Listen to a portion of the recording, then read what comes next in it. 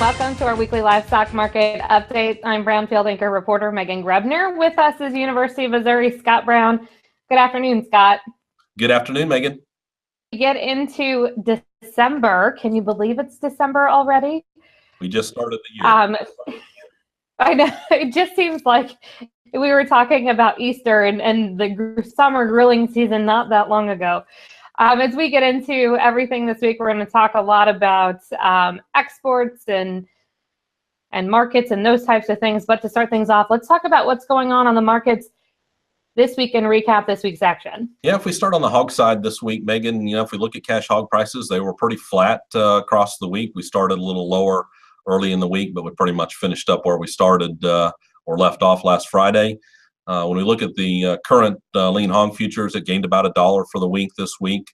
On the pork side of the equation, the pork cutout value was up about $1 for the week. That puts it at about 12% above a year ago at this point in time. And again, I'll say both hams and bellies gave us strength this week, but bellies up over $3.80 relative to a week ago. That puts them 45% higher than a year ago. So a lot of strength coming back on that pork cutout value from what bellies have been doing here the last several weeks.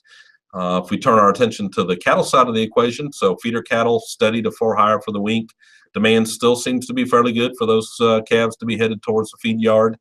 On the cash cattle side, we did end up about $2 higher for the week on cash cattle.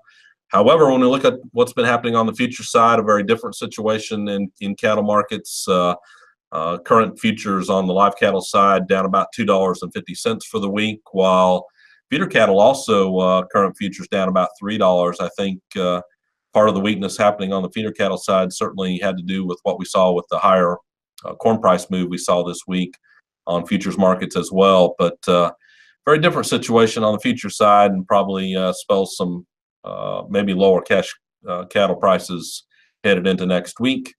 On the beef side of the equation, the choice beef cutout down a little over $1 for the week. That still puts that choice beef cutout value a little over 9% above a year ago level. We were kind of down across the board this week on those beef cuts, with the exception that we did show rib prices a little more than $5 higher.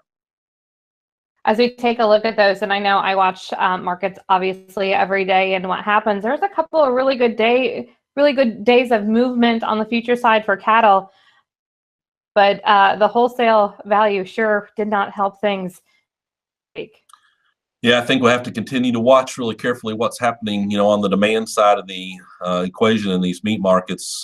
We keep having this tug of war, if you will, between what's very large supplies of meat trying to drag prices down and some stronger demand that maybe this week wasn't quite so strong and didn't give us much support when we looked at that beef cutout value in particular. But everybody still loves their bacon. Absolutely, absolutely. That is the one area where I notice strength just about every day. We continue to find new ways to use bacon, and I don't know when the day is that we run out, but it's certainly been helpful to see that very strong bacon demand. There'll be a very sad day when the demand for bacon runs out too. As we take a look at some of the things that we're going to talk about this week, specifically some numbers from USDA, some long-term cloudy crystal ball things as we look ahead. Let's start first and take a look their projections for corn prices. Yeah, so it's very good. So I always say, once you get into this business of looking long-term, like over the next decade, the thing we know with certainty about those estimates is that they're going to be wrong. And that's not me poking fun at USDA as much as a lot of things are going to change over the next 10 years. But the direction, I think, is really interesting. And if you start on the corn side of the equation, USDA's long-term corn price forecast by 2027 is at its peak at $3.60 a bushel. I think that's far below what many would have hoped where corn prices might move as we go ahead. But USDA is certainly fairly pessimistic about those long-term corn prices out there. Does that bode well for livestock producers, or is there some negative news looming for livestock producers as well? Yeah, so I think when you look across the board at where USDA is at, On the livestock side, I kind of look immediately at what are they saying about meat production long term, and you look at beef, pork, and chicken as the three in total. USDA says they'll be up about 13 billion pounds over the next 10 years, relative to where we sit today, and yet net exports are forecast to be up only about 3 billion pounds. And as you and I have talked about, that 9 billion pounds gets consumed here in the U.S., and that comes from lower prices. And just to set the stage a little bit, we're probably going to end up with feeder cattle prices at Oklahoma City averaging about $1.45 for 2017. USDA's long-term baseline shows them down every year for the next 10, bottoming out at about $1.05 in 2027. So it just goes to show you that with what is exports that don't keep up with the growth in meat production, USDA will talk about those lower cattle prices in particular over the next decade. We talk a lot about how things can change. So we think about weather. Nobody anticipated a drought like 2012 and what it did to not only bean prices, but what happened on the livestock side of things as well. Is that something that maybe is in that unknown kind of skew that data and those numbers as well? Absolutely, Megan. I think it's one of the big things that could have some effect on where we go long term on crop prices in particular. But I like to remind us that 2012 drought, we came in with far fewer corn stocks than USDA is saying we're going to go out of the 2017-18 year with about 2.5 billion bushels of corn ending stocks. That's a lot more than where we were when we had the drought of 2012. So it should remind us that we've got a lot more product on hand to buffer a short crop situation, either here or in other parts of the world, that probably keeps us from having that same $7 corn price that we saw back in 2012. It doesn't suggest we won't have higher corn prices, but certainly some lid probably comes from just the level of stock holding that we see today, especially here in the U.S. Also out this week, USDA announced record exports this year, and we've talked about that gap and the importance and the need for those markets. It looks like 2017 is going to be a great year, and those projections are carrying over into next year. Yeah, absolutely. I think all along we've said, the health of U.S. agriculture depends a lot on what we saw on the trade side, and it is, I think, helpful when you see USDA is now saying 2018 ag export value up again about $140 billion. That's the kind of growth we need, I think, to continue to be helpful to the bottom line of farm income in this country. USDA is also reminding us now that 20% of farm income in this country is a result of what happens on the trade side. And you kind of take this short term and meld it back with our long term discussion. I think more and more the health of U.S. agriculture is going to depend a lot more on this ag export value side than it is what happens domestically, and that will be something that we just have to watch as we move forward. I have to say, we talk a lot about that NAFTA agreement and the importance that Canada and Mexico play in those trading relationships and supporting prices. My colleague, Amy, covered the Chicago Fed's Ag Symposium. Their presenters talked about how while NAFTA is important, we can't forget about some of those. There's massive growth potential for trade relationships, whether it's Southeast Asia, China, Japan, that area. How do we navigate those relationships and with this buoyant conversation that we have about trade right now? Yes. So this reminds me that, yes, Mexico matters, Canada matters today, but we have to continue to grow exports in front of us. We can't just have those markets and that be it. So it's the markets that come in front of us that matters, and it's the growth in those new markets that matter in front of us. And that's not me saying that Mexico and Canada aren't still going to be important, but I don't think we're going to get the same kind of growth potentially there in front of us that we might get in some of those Southeast Asian markets that would be new. And so making sure that we compete well in those markets, what kind of trade restrictions do we have?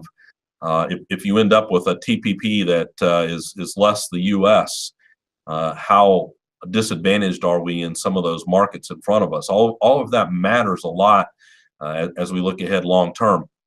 The Chinese are still going to be important players as we look ahead, and they've certainly driven soybean markets for a long time for us. What happens as you move ahead there? Do they continue to import a lot of soybeans?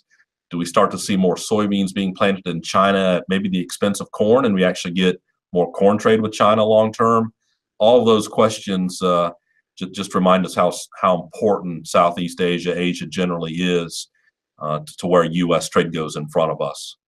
And you bring up TPP, and we think about our beef trade with Japan right now, and the fact that we're still looking at this tariff, and that could continue to grow. How impactful is that when we're talking about increased bottom lines or the need to increase revenue, and we're looking at this type of restriction with these countries and these exports? Yes. Well, so I start by just going, it's been amazing, I think, how strong our beef exports to Japan have been, despite now what's a 50% tariff in many cases instead of what was a 38.5% tariff, especially when you think about Australia, who's our competitor in those markets that would have even a lower tariff.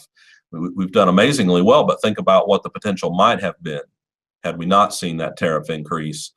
I think as you look ahead, that's one of those markets where you worry about a TPP less U.S., that the Australians and will continue to compete much better for us.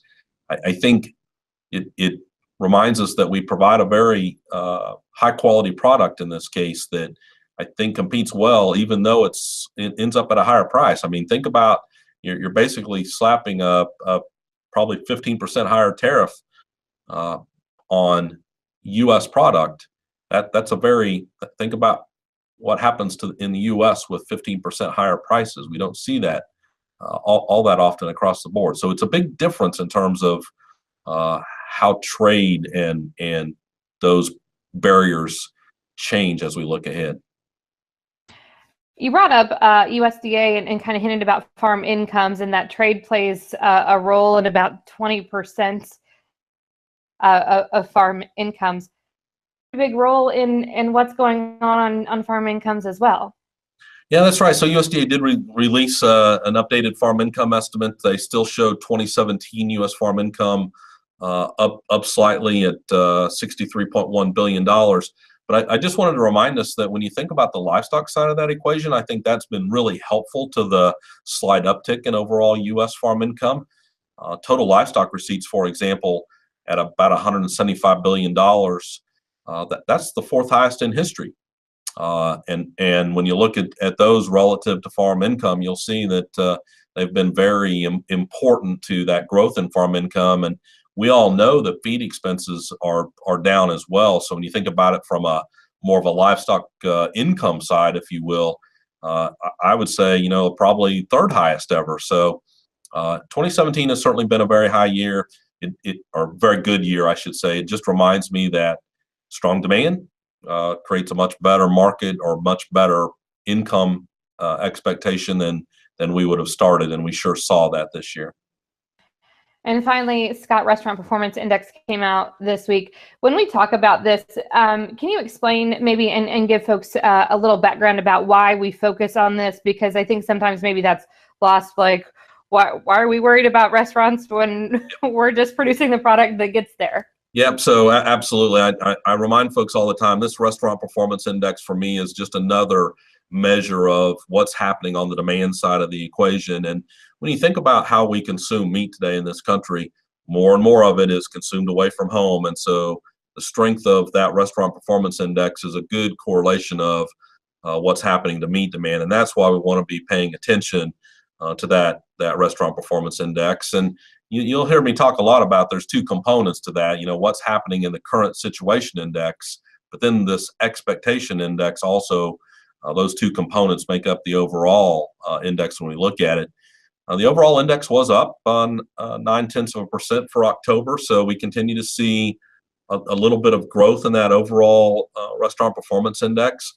But again, I'll remind folks, as we've talked about before, that combination of current situation and expectations, thank goodness expectations were higher. So that's what restaurants expect over the next 60, 90 days in terms of growth. It was up 2.4% for October. So you can now deduce that the current situation index was actually a half of 1% lower in that October number. That's been kind of the trend as we've gone through the last few months of the current situation index kind of trailing off. And there we're going to talk about what's the situation in terms of same store sales, what's consumer traffic look like.